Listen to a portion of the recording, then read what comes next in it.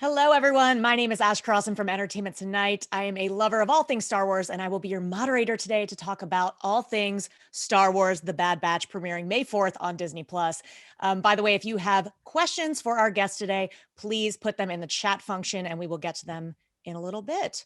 So let's bring out our guests of honor today and get started. Introducing the voice of The Bad Batch, Dee Bradley Baker. I'm the audience. Hello. I'm clapping. Supervising director and executive producer, Brad Rau. Hello, everybody. Hello. And head writer and executive producer, Jennifer Corbett. Hi, everybody. Hello. Welcome, everybody. All right, let's jump right in because we don't have a ton of time. Okay. We met the Bad Batch in the final season of the Clone Wars, but for those who aren't familiar with them, Dee, will you do the honor of breaking down the batches? Do we call them the batches? And how would you describe them? And I'm here to help if you miss one. We can start with Hunter. All right. Well, of the team, you've got Hunter, who's kind of the leader of the pack. He's got tracking skills and smell and kind of this heightened sense that helps him gauge the terrain. And then you've got Tech, who is very technically oriented, always has like a handheld device that he's working on, and is super cool, super calm, and competent with all things technical. Then you got Wrecker, who, to no surprise, is the muscles of the group, who's got incredible strength, and then you've got who else do we have? Crosshair. Crosshair is the sharpshooter of the group, who's kind of a contrary character and quite interesting in the dynamic. And then you've also got Echo, who is a modified clone, an android clone from the Clone Wars episodes, who was brought on board with the Batch. And that's the gang, I think, and together they are a force to be reckoned with. Would it be like asking you all to pick a favorite child if I asked who was your favorite member of the Bad Batch? Kind of Ash, I think so. It's fun to be Wrecker because he's so honest and so clear and funny. But I have great affection for all of them. They're all very interesting fellows. But he's probably the furthest away from me from all of them, and he's great fun. I'm a big fan of Tech right now. So for Brad and Jennifer, we know that Dave Filoni is overseeing the show, and you've both worked with him before. Can you talk a little bit about what it was like to collaborate with him on this series? Yeah, Jen, you want to go first?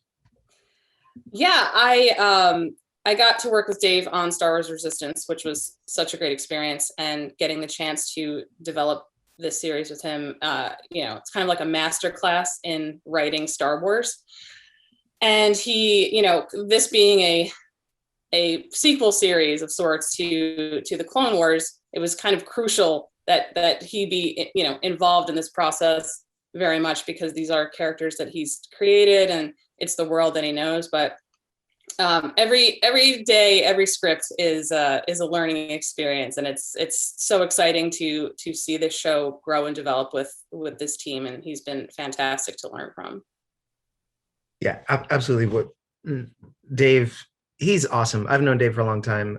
When he was starting Clone Wars, I first met him up at the ranch, Skywalker Ranch, and I happened to just be starting my own animation studio at that time, so I was unable to join the forces of the Clone Wars. It was one of my regrets that I rectified later on Rebels to join as an episodic director, and then on Resistance. And he's an awesome guy, a good friend, really good.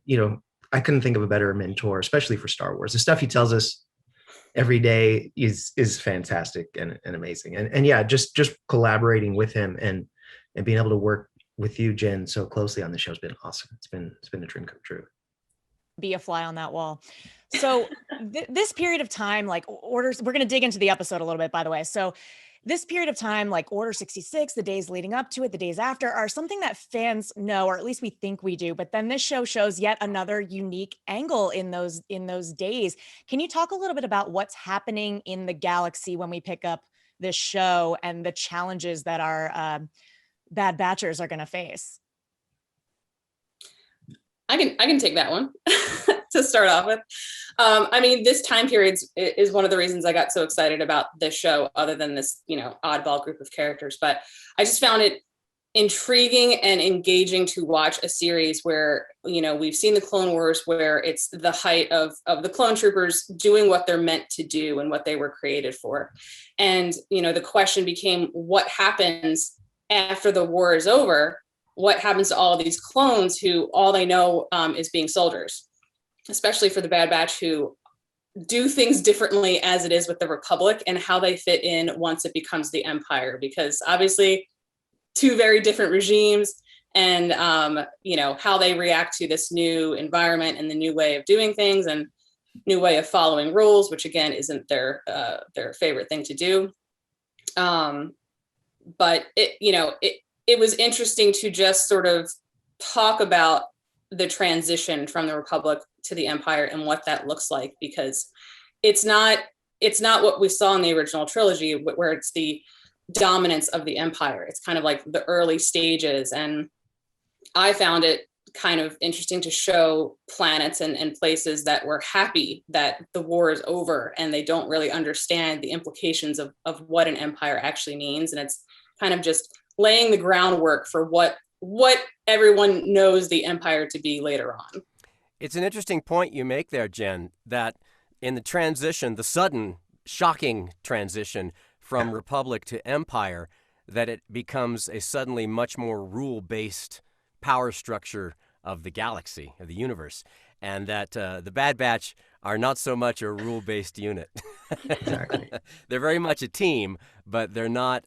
They are not of like the clones are, where it's more of a top-down command structure, and it's very interesting to place them in the middle of this transformational moment and to see how that plays out. Definitely. So in the premiere episode, we are introduced to a new character named Omega, and she seems pretty important. What can you tell us about her and how important she will be to the story? And Dee, I would love to know more about the dynamic here between Hunter and Omega, because I'm getting those Mandalorian Baby Yoda, like reluctant dad in armor vibes. So how would you describe them? Well, it's a fascinating relationship that unfolds, because at first, of course, the team is not, they're kind of their own sealed unit, and they're certainly not used to having anybody else along or working with anybody else. Although they did bring along Echo and brought Echo on board after he kind of proved himself to them, and they came together on that.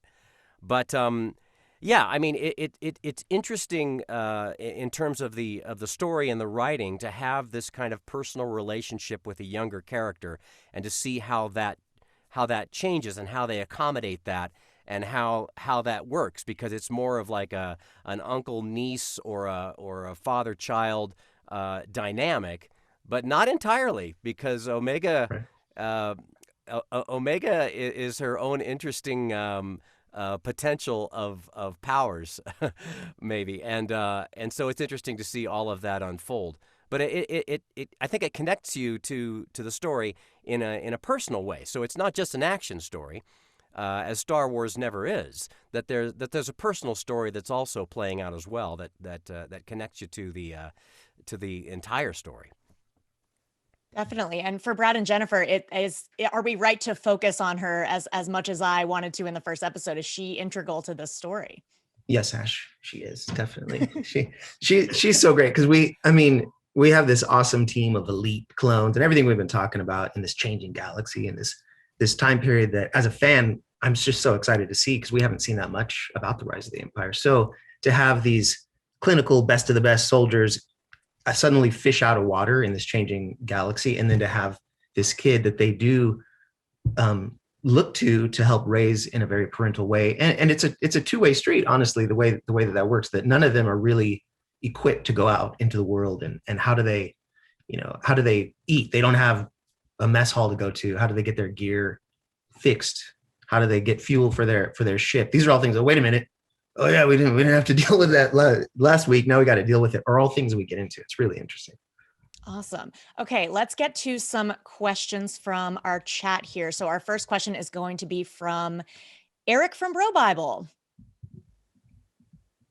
Hey guys, I'm just curious. Sort of, I felt like this was a lot like Rogue One in the sense that it was sort of stripped down and focused on a group of sort of reluctant ragtag soldiers. And I'm just curious, what's it like to make a show focused on that as opposed to sort of grand characters like Jedi and Sith? That's a massively awesome question. I mean, we love all of that stuff, but it is really interesting, kind of off of what we were just saying, to deal with this family dynamic, to have the stories be emotionally charged and emotionally based gives the action a lot more texture, honestly. Because I mean, let's face it, we're blowing stuff up and we're having fun doing that, but to have the emotional context of that is the challenge, I think, in any of these stories. And for us, I think it helps that we are coming into characters that are familiar and yet we don't know that much about, and it gives us room to kind of play around with how those characters develop. Great. Our next question is going to be from, I'm sorry if I botch everybody's names here, William Devereaux.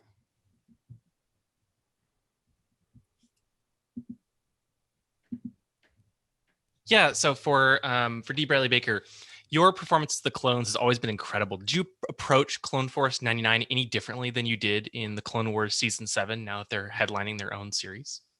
The Clone Force 99 is kind of another step beyond what I've been asked to do in the Clone Wars series. The clones are the tricky part for them is that the differentiation is much tighter between characters, although that has to be decisive. It has to be clear. The Bad Batch are actually much further apart from each other, which oddly makes it a little bit easier to jump from character to character to character. I mean, for me, it feels like I'm jumping from rock to rock on a stream. I can see the rock, the writing is clear, and that's what I jump to is that character.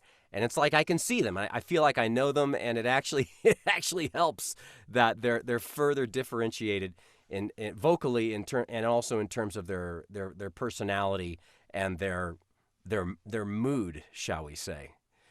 So it comes off looking as more of a magic trick than it does maybe with the clones. But it's still a really fascinating process as a voice actor to just have these scenes where I'm just talking to myself, just switching from character to character to character as we go through the script, which is typically how we do it. We just go straight through it. It's great. It's fantastic fun. It's really an interesting project. It's impressive to watch him do it in the room, because when we first started, I thought he was going to go a character at a time, and just watching him like act out a scene with himself with all of these clones, but there's no pause. He just goes right into it, and I was blown away. And each time we do one of these record sessions, I'm just amazed at Dee's talent. So thank you. Same. Yeah, sometimes I accidentally say, okay, so Wrecker. Oh wait, Dee. I'm losing my brain. It's all right. You can talk to me. I don't. It's fine. I'm here. It's awesome. I love it. Our next question is from Mike Celestino, and he's from Laughing Place. Hi guys, can you hear me? Mm-hmm. Oh, great. So other Star Wars animated series like Rebels and Resistance have established their own kind of unique visual styles, but the look of the Bad Batch definitely matches its predecessor, the Clone Wars. Can you guys talk about why the team felt it was so important to maintain that sense of visual continuity between those two series? Yeah, absolutely. I can speak to that, and that's very intentional. That's so cool that you picked up on that. As it's a spiritual. The Bad Batch is a spiritual successor to Clone Wars, so we wanted to honor the style and the legacy of that. That being said, the whole team at Lucasfilm and our partners at CG, we've just tightened everything up. So the fidelity is tighter, the style is tighter, the rigs are tighter. The way that it's designed is still the legacy of the Clone Wars, but a little more detail, a little bit more focus. And the work we're doing, for me, having worked on a lot of these shows with a lot of the same people internally, it's just the best team. And I think we're doing our best work ever right now. It's really fun. Can we talk about Crosshair for a moment, just to dig in a little bit? Okay, first of all, Dee, I need your reaction to this entire reveal, but I just want to know what the conversation was about Crosshair's journey in this first episode and how big of a threat he's going to be for the Bad Batch through the rest of the season or the series. Crosshair is a really interesting linchpin member of the team because his practical usefulness in the team is that of a sniper.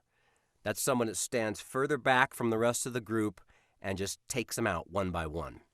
And that's very much to his character. He's not someone who's running around with the team. He's assisting the team in a very strategic and laser focused kind of way. And so his nature is kind of set to be apart with the team that he is a part of. And so that very definitely plays out as the larger kind of political story plays out of this instantaneous, mega transformation from Republic to Empire, which is a profound, as anyone who's watched Star Wars, it's a very profound moment in the entire story of Star Wars.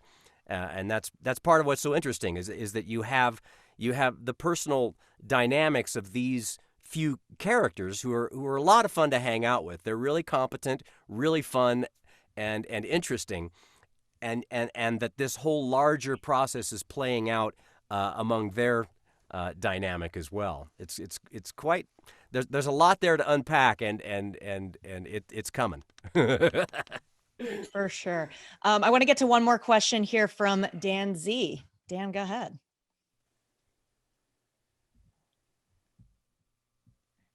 Dan. Did we lose Dan?